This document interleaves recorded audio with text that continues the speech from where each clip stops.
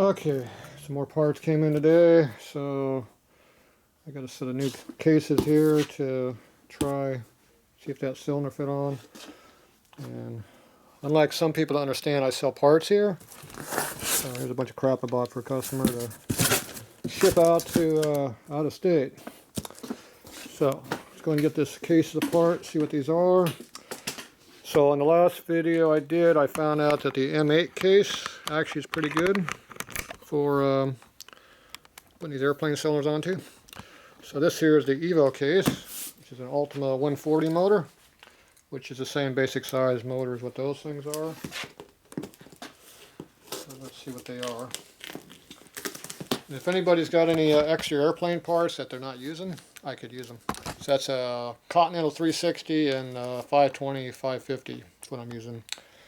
Turbocharged motor style parts. I need different size. So I need exhaust, intake, flanges, and rocker arms, and push rod covers, and push rod, and pistons that'll fit my cylinder would be nice. So trying to find junk parts to use for mock-up. More than likely I'm going to modify whatever I get to use as samples. I am not interested in building a 3,000 RPM motor. Not around here. It'll be a 7,000 RPM motor. I'm done with it.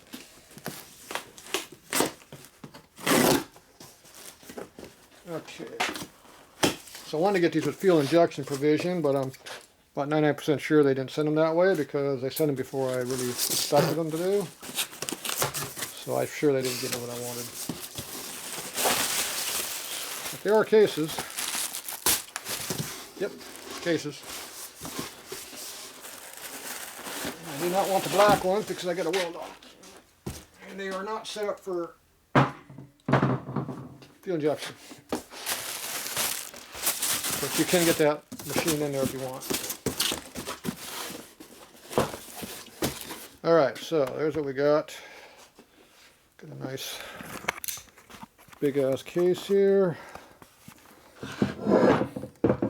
So there's your Ultima 140 motor, which is an Evo based motor. So they come with the left main bearing and some spare parts. Of course it's genuine tin, that's some import crap. Case seal and brace. So that gives you the rest of the components to go over here. Seal up the case. Alright, has a nice big hole in there. Hand fits in there pretty good. So the Ultima case is a lot stronger than the S&S case, and it's a hell of a lot cheaper. Other than that, they're about the same. Oh, this comes with piston jet oilers. Look at that. Oh, that's an unexpected thing. That's way better than S&S. So there you go. I like that. So that'll help spray lubricate them cylinders in here. So this is the Continental 360 motor. T something because it's turbocharged, which means you got an intake here and exhaust here. A regular naturally aspirated motor, instead of having two knuckle rocker covers up here, it would have a pan cover up here. And it would have another port coming right through where that fitting is right there. Big port right there. So other than that, they're the same thing. Turbo motors run off dish piston for low compression, and naturally aspirated motors will have the flat top piston, which is what I'm looking for. Alright, so that's an Evo based motor, so normal components work. So this crank right here will fit right in there, which is a 4 5/8 stroke. And the only difference is that and this are different sizes, so there has to be a sleeve that goes over this to bring it up to that, I'm assuming. Or you buy an Ultima crank to fit in our case. So, and now it takes a regular oil pump on it, all the normal stuff you do. So they're pretty nice cases. So let's see what we got here. So this is what we're trying to do right here. This here, which is the left side of the bike. It's the right side of the bike. That goes right there. Almost. Not quite. These little fitment issues there. But, obviously we're not going to use these studs. Okay, let's see what size clearances we got to work with here.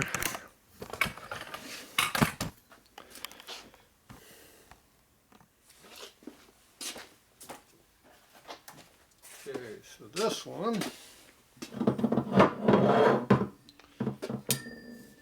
is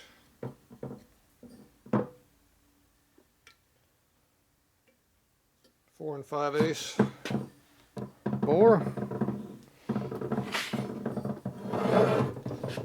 And this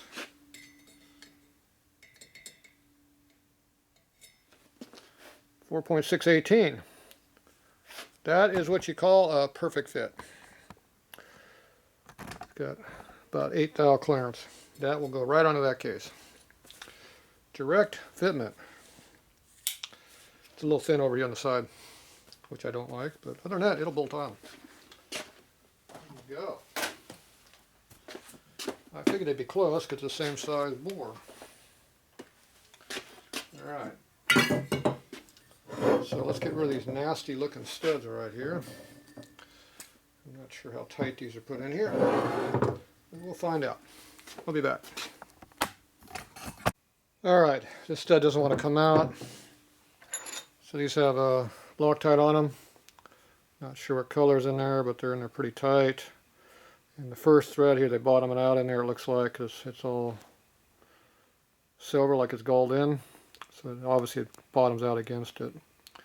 So they destroy the first thread. And they do that. So this one won't move. So I'm going to go ahead and heat the case up to melt the Loctite. Loctite melts about 350. The highest ones are like 450, but I'm sure this stuff's in the 350 area. So I'm going to heat the case up, and then hopefully this will just come right out a lot easier. Let's find out.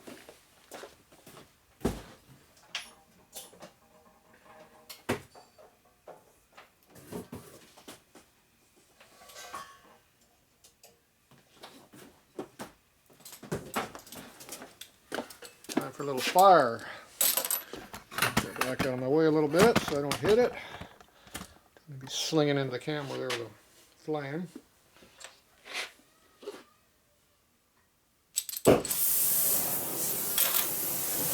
You want to heat up the case fairly evenly so it doesn't get hot in one spot and cause it to break.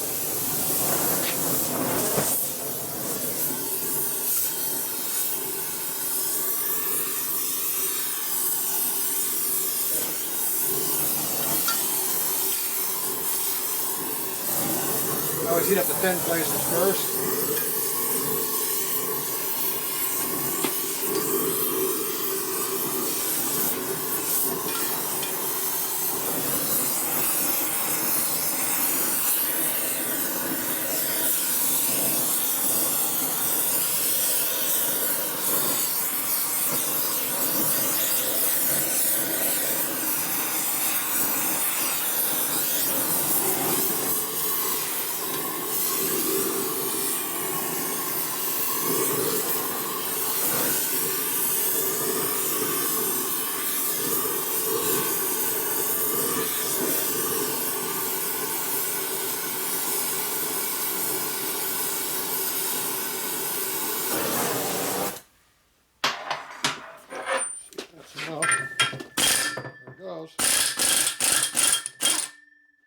Came right out. Once the Loctite melted.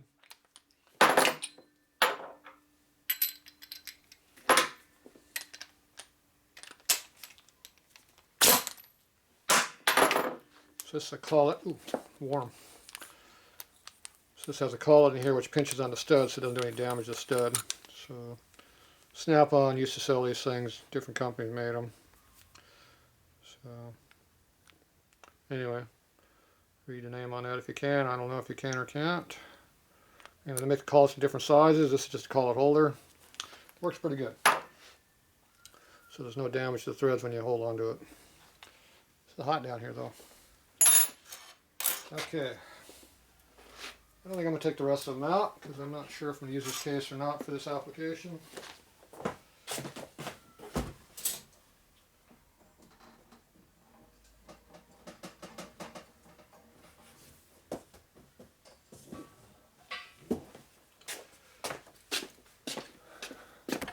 I actually like the M8 case pretty good on how it's made.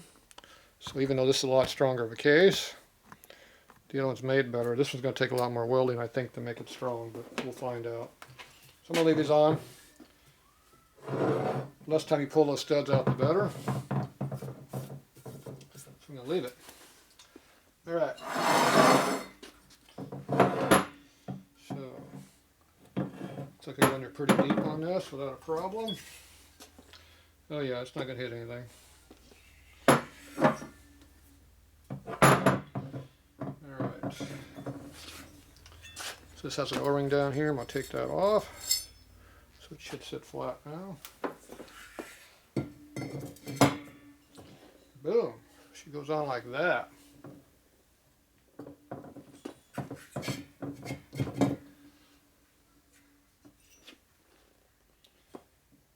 Bottoms out in the inside spigot. Oh yeah. So this has a really nice fillet in here. So it's not square cut like Harley does their crap. So you have to chamfer this case to run the O-ring in there. So that means I can't just jam it in there right now. But that goes on there pretty good.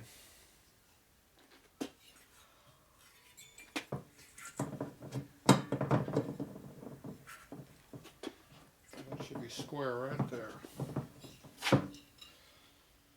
There you go, that bolts on there pretty nicely. Not bad at all.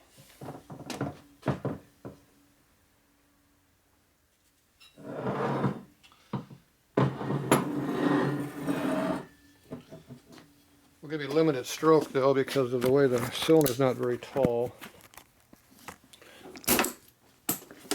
See, normally the Ultima cylinders, they stick way down to here, so the piston will have support all the way down to here. These are not supported for a piston sticking way out the bottom.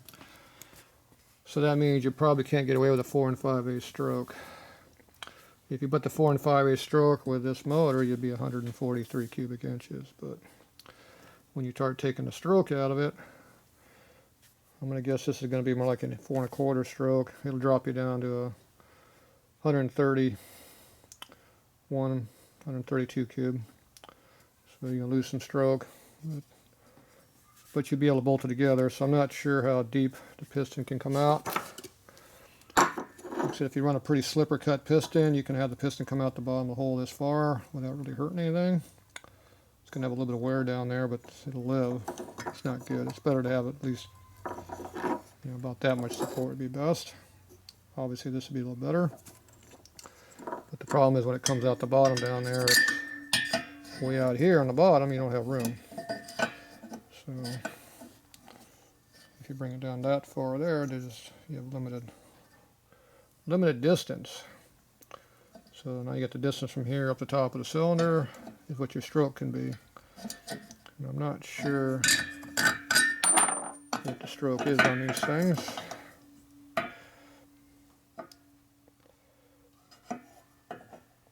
So it looks like the ring stack could probably be on the base of that cylinder. Yeah, I could run it at that low, livably. So how much stroke is that going to give us?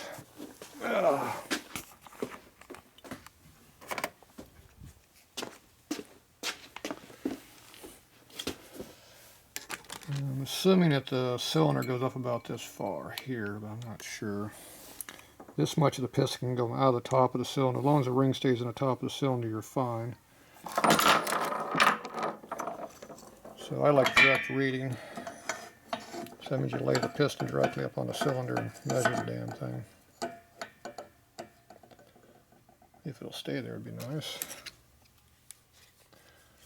And if you go from all the way up to about there to the edge of that ring stack, right there, we get 4 1/2 inch stroke. So that's assuming the cylinder goes out high up. Alright, so 4 1/2 is going to be pushing it, so that means you got 4 3/8 you can probably get away with. So I'm going to give you a couple more cubic inches. So I know now this has to go down lower, which is going to cut away from your stroke a little bit too. So, well, the cylinder's going to drop too, so it doesn't matter.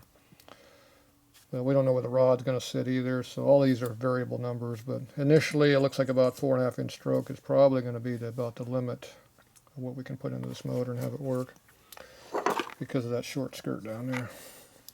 And that's having this come out the bottom pretty far. So